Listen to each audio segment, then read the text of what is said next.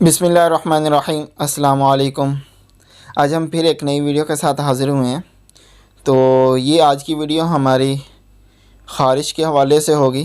ये भी आप में से एक दोस्त हैं हमारे अब्दुर्रहमान साहब, उन्होंने फिर दोबारा फरमाइश की है। बस एक ही आदमी अभी तक फरमाइश कर रहा है, तो इसी पर हमने आज वीडियो बनाने का इरादा किया है। तो ख़ारिश के हवाले से होगी आज की वीडियो। तो वीडियो को शुरू करने से पहले अगर आपने हमारा चैनल सब्सक्राइब नहीं किया है तो चैनल को सब्सक्राइब कर लें और बेल आइकॉन के बटन पर क्लिक कर लें, ताकि हमारी हर नई आने वाली वीडियो आप तक पहुंच सके।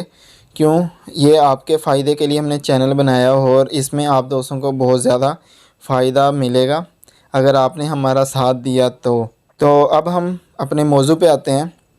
मौजू हमारा ख़ारिश के हवाले से था। ख़ारिश जैसी मर्ज़ी हो, खुश्क हो, दो किस्म की ख़ारिश होती है। खुश्क होती है, एक दाने वगैरह या पानी वगैरह निकलता रहता है। तो चाहे जितनी पुरानी मर्ज़ी ख़ारिश हो तो इसका इलाज शर्तिया होगा।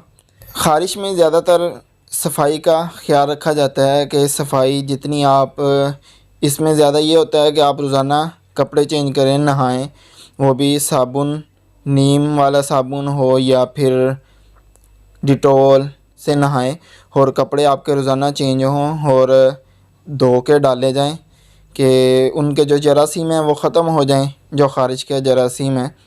तो उसके अलावा आपको एक नुस्ख़ा बताया जाएगा, वो नुस्ख़ा भी साथ इस्तेमाल करें। और एक माजून होगी और एक शरबत होगा जिसके साथ उसको इस्तेमाल किया जाएगा। नुस्ख़ा ये हमारा दोनों ख़ारिशों के लिए बहुत ही फ़ायदेमंद है, दोनों ख़ारिशों के लिए, चाहे खुश्क हो और चाहे दूसरी दाने वाली, पानी वाली, जिसमें पानी निकलता है, पी वगैरह निकलती है।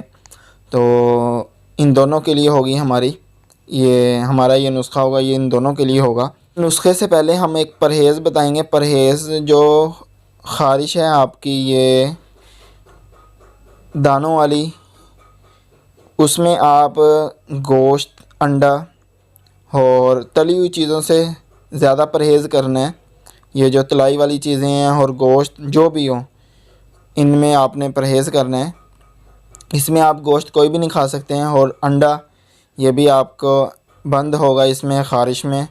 और अगर आपकी खुश्क ख़ारिश है तो इसमें आपकी जो खट्टी चीज़ें हैं ये भी बंद होंगी।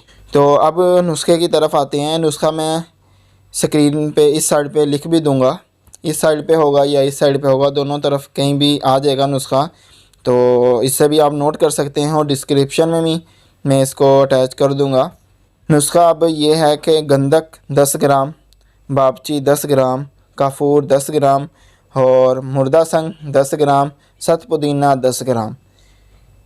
ये लेकर आपने 200 ग्राम सरसों का तेल लेके उसमें अच्छे तरीके से इसको मिक्स कर लेना है और रात को सोते वक्त या दिन में किसी वक्त भी एक टाइम इसको लगाएं। माजून है अतरीफ़ल छातरा और शरबत आफसन 3 के साथ इसको इस्तेमाल करवाना है। और चंद ही दिनों में ये इस्तेमाल करने से आपकी जो पुरानी से पुरानी ख़ारिश भी है ना, वो बहुत ज़बरदस्त अच्छे तरीके से ठीक हो जाएगी। तो इसका इस्तेमाल करके और हमें इसकी जो राय होगी वो भी हमें दीजिएगा। क्या रिज़ल्ट मिला है उसके हवाले से कमेंट करके लाजमी बताइएगा। अपने भाई को भी दुआओं में याद रखिएगा और अपनी खिदमत का मौका दीजिएगा। अगली वीडियो तक के लिए हमें इजाज़त। अल्लाह हाफिज़।